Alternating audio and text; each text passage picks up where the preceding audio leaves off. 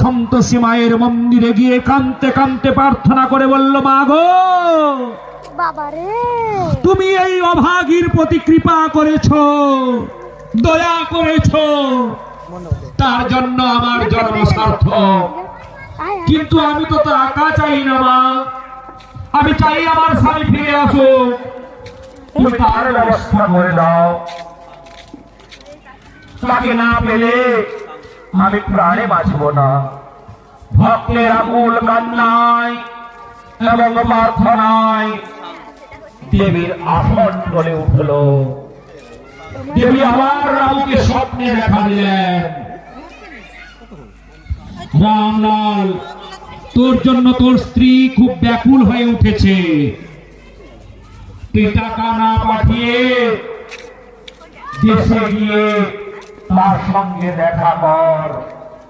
রাম বললে, আমি কি করে দেশে যাব মা? দোকানে যে প্রচুর মালপত্র পড়ে আছে, আমি চলে গেলে সব মালপত্র নষ্ট হয়ে যাবে। দেবী বললেন, কাল তুই সন্তোষী মাতার নাম করে